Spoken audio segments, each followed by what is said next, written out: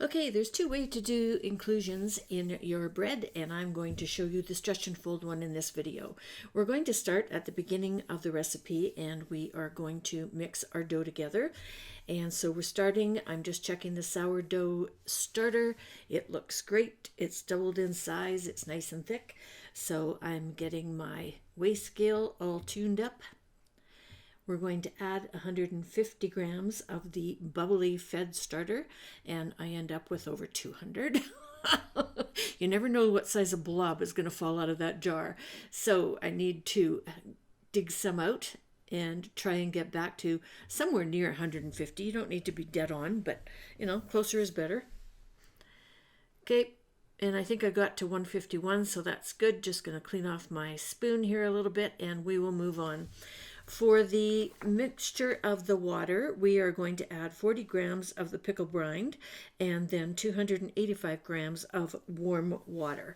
And don't skip this step. This really adds a lot of flavor to the bread, and it's really easy to add the brine. You do want to make sure that it's room temperature. Once I eat all my dill pickles, I do save my brine in the fridge for making things like this. And so just bring it out a couple hours before you're going to start making your dough. And you can also heat it up in the microwave if you want to. I heat up my water in the microwave because it helps the fermentation go faster when you have nice warm water in there. Okay, so you're going to stir these two together until everything is nicely blended. And then we're going to turn the weigh scale back on, and we're going to add our 500 grams of flour and our 10 grams of salt. And then we're going to blend this. Okay, just about up to the 500. And we're going to have a little discussion about the moisture at this time, the water. Like, I have it measured out to 285 grams of water and 40 grams of the pickling brine. As you start mixing this, you're going to be able to notice if it's too wet or it's too dry. And I stay on the dry side because it's really hard to take water out of one of these recipes.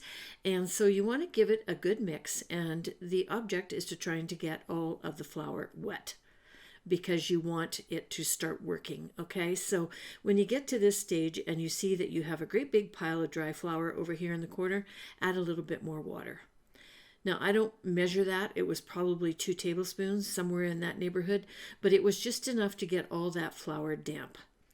Okay, so I'm just going to clean my spoon off, and then I'm going to clean the sides of the bowls, and we're going to cover this and let it sit for 30 minutes before we start doing our stretch and folds. Okay, so normally you do 4 stretch and folds, so you're going to do the first 2 and blend the dough really nicely, and that's 30 minutes apart, so an hour's gone by.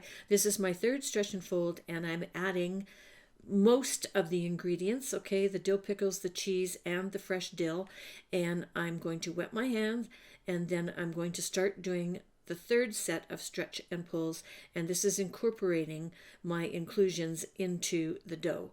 And you see that this gets a little bit messy. It also the dough starts to get pretty darn stiff as you're working this through, so just be prepared for that. You might have to get 2 hands in there and really get working on it.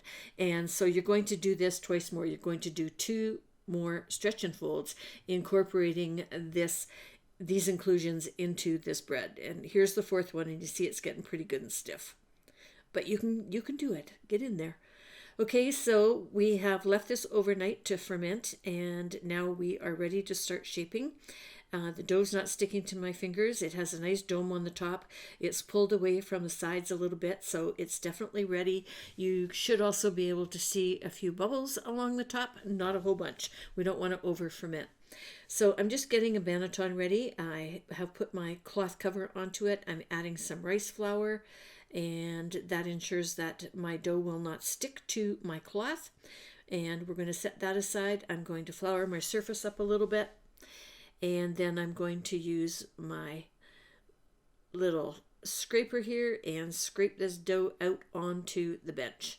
Okay, so 2 rules of thumbs here. There was a little bit of leftover inclusions when I started this yesterday. When I do this and stretch it out to do my shaping, I can add some more at this point if I want to, but I managed to get quite a bit in there, so I'm simply going to do my shaping.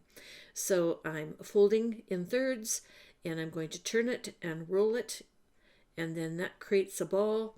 Give it a bunch of twists, pushing the sides under to get it nice and tight, and then do some pulls towards you, and this adds tension to the bread.